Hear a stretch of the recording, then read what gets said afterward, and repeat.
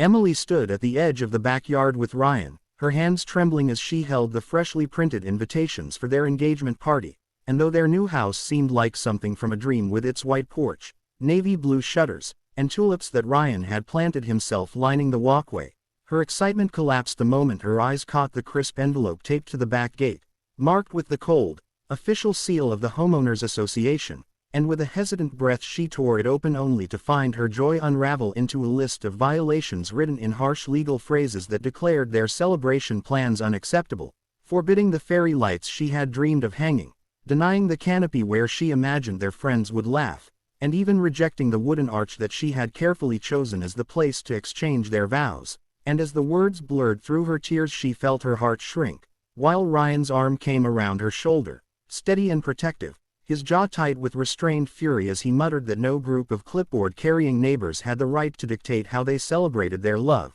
Yet inside Emily's chest a storm of dread brewed because she knew the HOA was not just an advisory board but a powerful, relentless system that thrived on fines, rules, and intimidation, and she wondered if they were strong enough to withstand it. But Ryan's resolve seemed unshakable as he pulled her inside, laying the letter on the kitchen table where sunlight streamed across the invitations, and his eyes burned with a determination she had only seen when he proposed to her, swearing that if their love meant anything it meant standing together. And though Emily's voice trembled when she whispered that maybe they should cancel to avoid trouble, she hated herself for even suggesting it, because she had imagined for months the golden lights swaying in the evening breeze, the music, the laughter, the way her parents would see the life she and Ryan were building. But the more she spoke the more Ryan shook his head, pacing the kitchen with his hands in his hair, declaring that love was not meant to be caged by rules, that the law could enforce appearances but it could never crush their spirit, and his words, though fierce,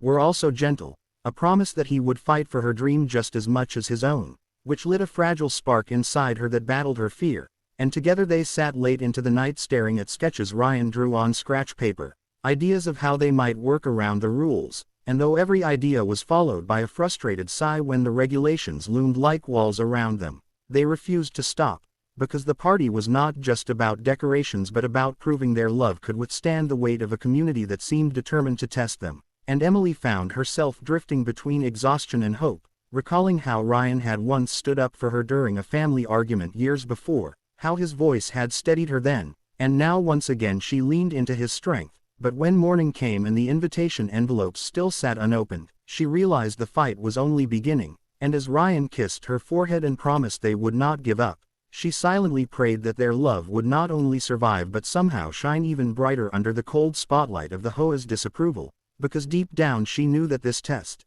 as painful as it was, might be the very fire that proved their love unbreakable.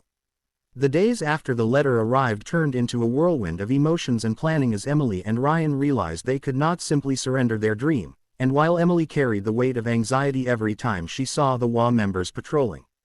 the neighborhood with their clipboards, Ryan fueled his energy into determination, spending hours sketching possible layouts for the backyard that bent with the rules instead of breaking them, and though at first each attempt ended in frustration, with Ryan crumpling paper after paper while Emily tried to soothe him with tea, slowly their ideas began to take shape into something both beautiful and compliant, and together they discovered that potted plants could create a natural aisle, battery-powered lanterns could cast a warm glow in place of forbidden fairy lights, and a collapsible arch decorated with ribbons could be set up for the ceremony and removed before nightfall. And while Emily doubted whether such compromises would carry the magic she had always envisioned, she saw in Ryan's persistence a kind of love that was far stronger than any decoration, because every late-night crafting session, every trip to the hardware store, every shared sigh of exhaustion bound them closer, turning what began as a fight against rules into a journey of teamwork and resilience. And by the time the day of the party arrived,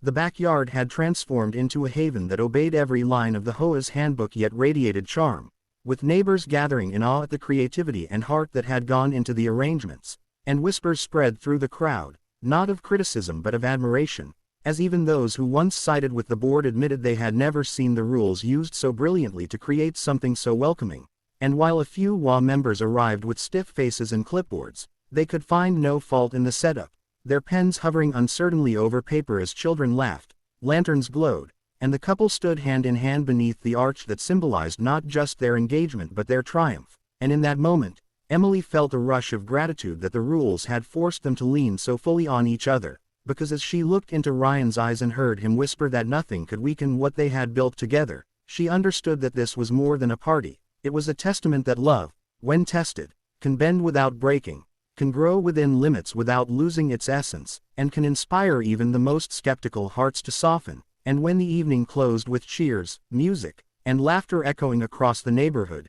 Emily realized that the wall had not diminished their love at all but had unknowingly given them the stage to prove that true happiness does not come from freedom without boundaries but from the courage to create beauty within them. And this became the story their friends retold, the memory that bound the community in a new way, and the lesson that everyone carried home, that while rules may build houses, it is love, resilient and unyielding, that builds a home worth living in.